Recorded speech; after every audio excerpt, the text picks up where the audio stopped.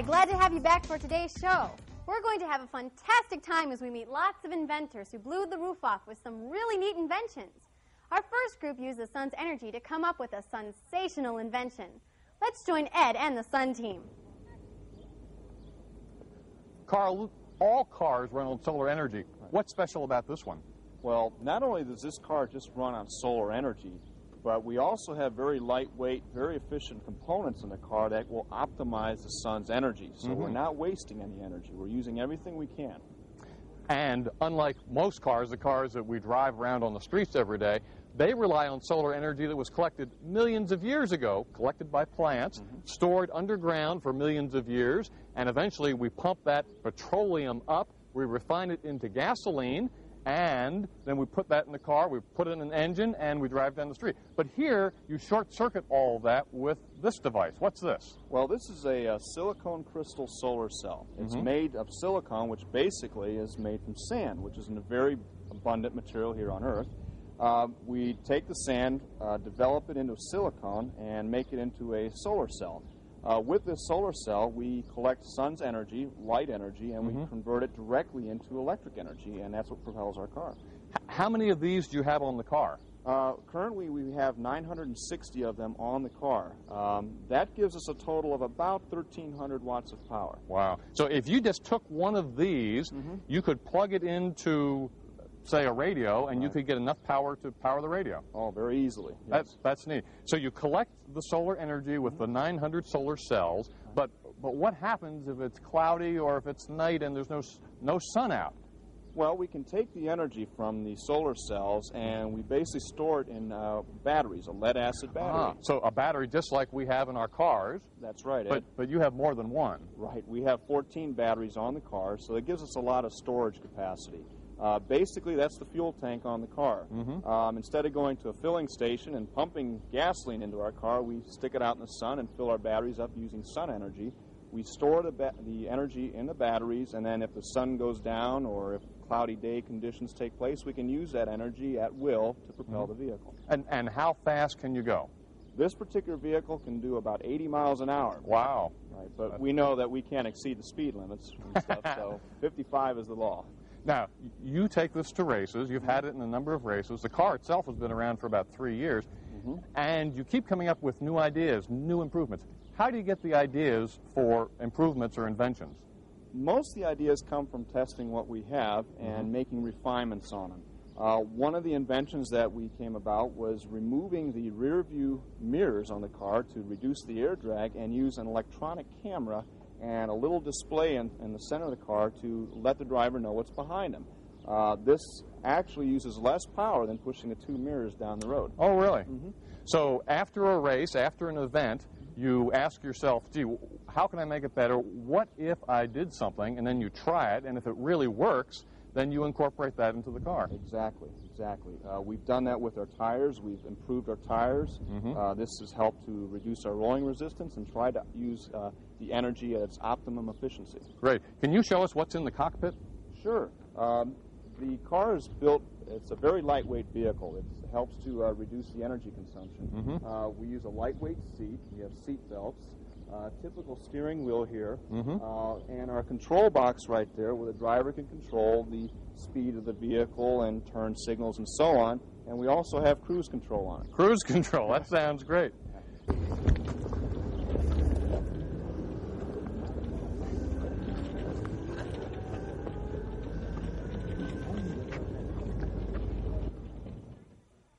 Wouldn't it be great to have a fun time in a sun car like that? Wow! Let's find out what some of you inventors came up with. Our first inventor is Allison Hunsicker from Pine Avenue Elementary School in Bell Fountain. First, we'll look at a videotape of her invention. Here we go. My invention is called the no-drop cushion. I invented this because whenever we go to football games, my mom and dad's cushions always fall off between the bleachers. And I always have to go underneath the bleachers and get them. So here is how this no-drop cushion is made.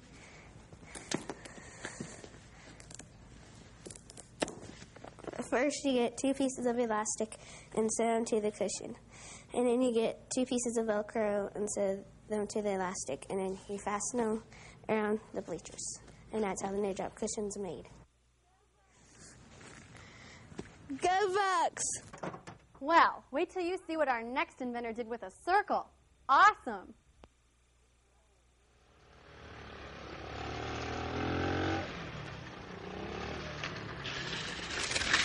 Whoa, Pete. Hi, Ed. Good How to are you? see you. Yeah, you too. How are you doing? Just fine. Having a great time. Good.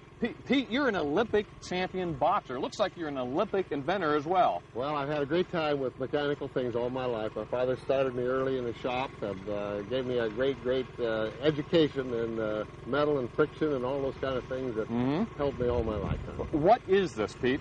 I call it a radicycle because my name in German means wheelmaker. Rademaker is wheelmaker. Ah, okay. And so when I put it together a few years ago, I just decided to call it the radicycle. Now, this is a giant cycle, sort of like a unicycle, except you're sitting inside of it. Yes, I decided that I wouldn't try to sit on top. I might fall off. So I can't fall off this thing. I can fall out of it.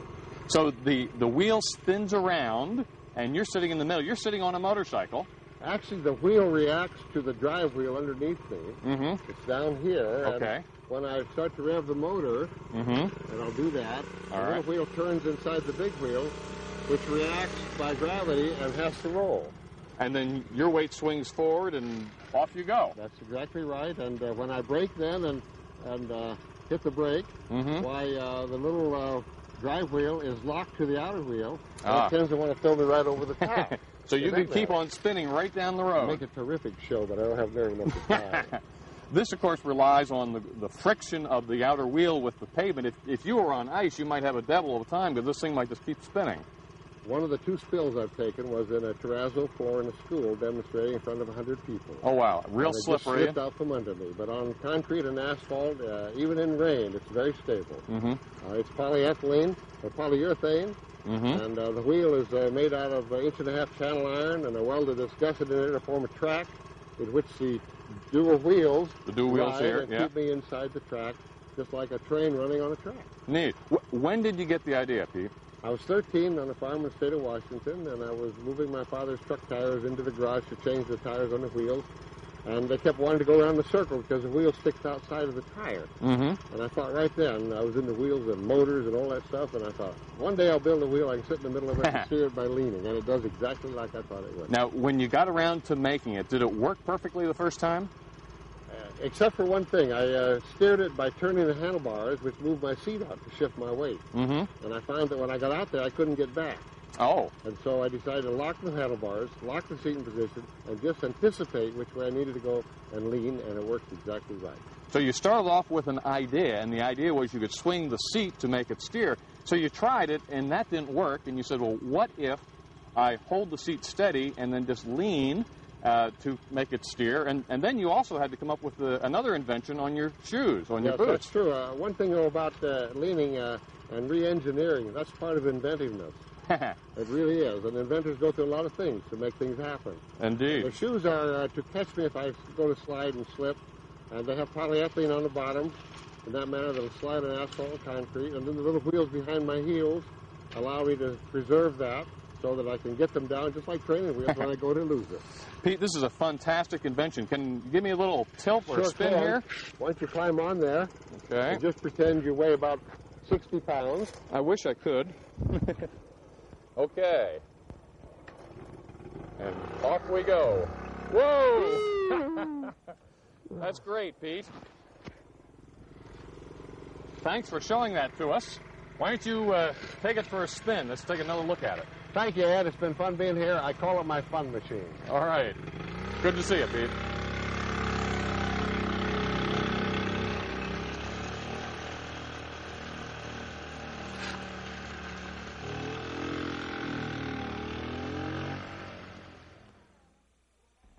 Students at Fairlawn Elementary School in Akron recently held an Invention Day.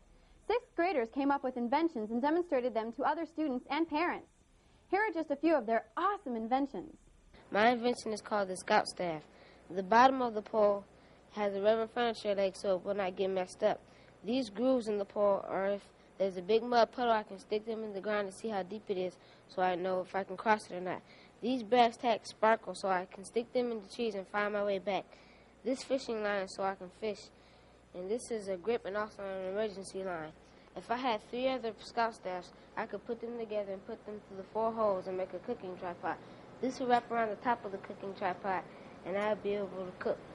This hook is to grab stuff that's high up in trees, like fruit or berries or apples or anything high that I cannot reach. Whenever I'm doing a jigsaw puzzle, I always lose the box. I can place the box there so I don't lose it. When I'm finished, I can put all of my boxes like there, like that. And if I run out of room, it's not a very big problem. I can slide the shelf for more room. Inventors, big and small, have resulted in life for thousands of people. Watch. We're here at the International Center for Artificial Organs and Transplantation. You know, artificial organs really represent the best things that inventors can do because doctors ask themselves, how can we help people? And Cleveland, interestingly enough, was one of the world's centers for the development of international organs. This is a very early kidney dialysis machine. And Paul, why were kidneys chosen as some of the first organs to make artificial parts for? Well, doctors in seeing patients who were having kidney failure recognized that their other body parts were working perfectly well. And therefore, if they could substitute for the kidney, they could then keep these people alive. Mm-hmm. Paul, briefly, how does this machine work? This one's from 1944, so it's been around a while. This machine works by taking blood from the body, and that was special tubing was inserted into the patient's arterial system. The blood pumped into the cellophane tubing, which was wound around this drum, which rotates. And as the drum rotated, the blood passed from one end to the other, mixing in a solution through the cellophane. The toxins were able then to pass from the blood through the cellophane into the rinsing solution and thereby cleanse the blood. So it's just like how your kidney operates, except your kidney doesn't have this motor and this big drum in it, a little bit differently. Paul, here's a later version over here. It's a little bit more compact.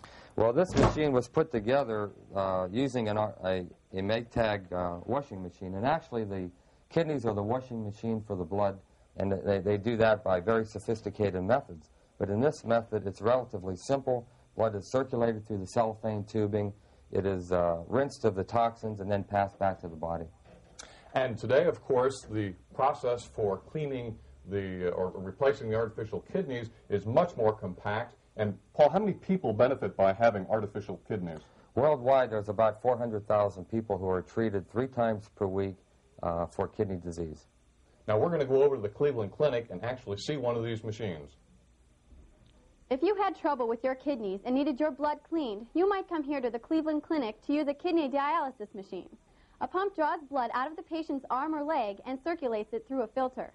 The filter contains a cleansing fluid that is used to extract the human waste from the bloodstream. Once the blood is clean, it is then pumped back into the patient's body. According to the doctor that runs the machine, the filter is 100 times more efficient than when it was first invented. The filter has also been improved so patients don't have bad reactions to it. The doctor called it a more biocompatible filter. A computer monitors both the patient and the machine during dialysis. The computer even mixes the cleansing fluid. It comes in a concentrate like orange juice and is mixed with distilled water only when it's needed. Mixing the fluid to exact specifications for each patient was something that had to be done by hand 50 years ago. Just think, in the 50 years since the invention of the kidney dialysis machine, hundreds of people have taken ideas and made small improvements to make the machine better and better. Sometimes inventions aren't things, but formulas or new combinations of existing things. Watch what happens when our next inventor mixes some liquid soap, food coloring, and 2 chemicals.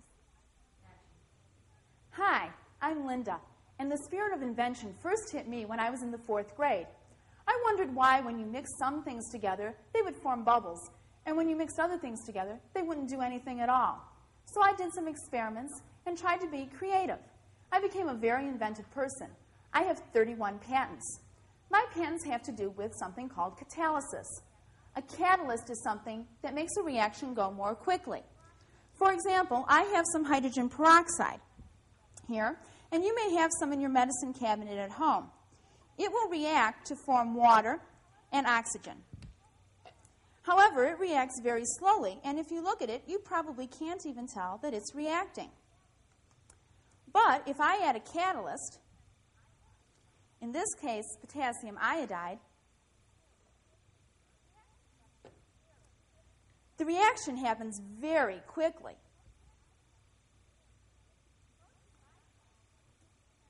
Most of my patents have to do with catalysts to make a chemical called acrylonitrile.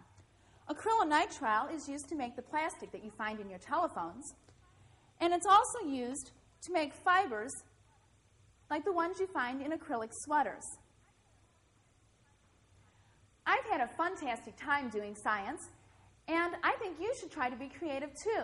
Think about the things you wonder about and do some experiments. Try to be inventive and creative. I've had a lot of fun being creative, and I'm sure you will too. People invent things to solve problems. Let's take a look at how one inventive dad solved a problem for his son. Hi, my name's Don, and this is my son DJ. And because of DJ, I became an inventor, and I hope you will too. DJ had a little problem, as probably many of you do. You get up in the middle of the night to go to the bathroom, and you won't turn a light on because it hurts your eyes. And like DJ, he missed the toilet, and it's no fun when you have to clean up a mess like that. Why don't you take off, and I'm going to show the people how this works. This is just a small battery pack that holds a couple of flashlight batteries. They slip in, you snap it together, and it lights a small diode, which lights the toilet. It stays lit 24 hours a day, and it stays lit several months on a set of batteries. There's no switches to turn on or off. And I have to tell you, inventing has become a lot of fun. I never thought of myself as being an inventor. But because of my son, I became that inventor. And I hope you will too. It's a lot of fun. And there's a lot of things to be invented yet. A lot of people think there's nothing left to be invented. It doesn't matter if you're 5 years old, 10 years old, or 80 years old. There's always something that can be invented. And I hope you'll give it a shot. Believe me, it's a lot of fun. New inventions are being thought up every day, and some of them are being created by kids your own age. There's even a nationally sponsored inventors camp that can be held in your school. We talked to Pat Monka, project administrator with the Inventors Hall of Fame in Akron, Ohio, about how Camp Invention helps kids learn about inventing. Well, Camp Invention is a summer camp that really looks at invention and creativity and inventors, and we look at children as naturally being creative and naturally being inventors. So when they come to camp, they get to look at inventions such as a typewriter, and they want to know what makes the keys work. We have them take it apart, and they get to take it apart. They get to use real tools that inventors would use, as screwdrivers or microscopes, so that they have the opportunity to explore and to find out what invention is all about. Why should kids invent? Because in about 20 years, the things that are in our home will probably be there because they invented them. And the other is that it's, even if they never invent something that they're going to take out into the real world, it teaches them how to explore, how to use real tools, and it also teaches them that they can do anything they'd like to do. If you're interested in sponsoring Camp Invention at your school, we'll put the address on the screen for you in just a minute. Meantime, remember, there's always room for new inventions. So I hope all you scientists watching will blow the roof off with an idea of your own. Oh yeah, and be sure to tell everyone that science is fun-tastic.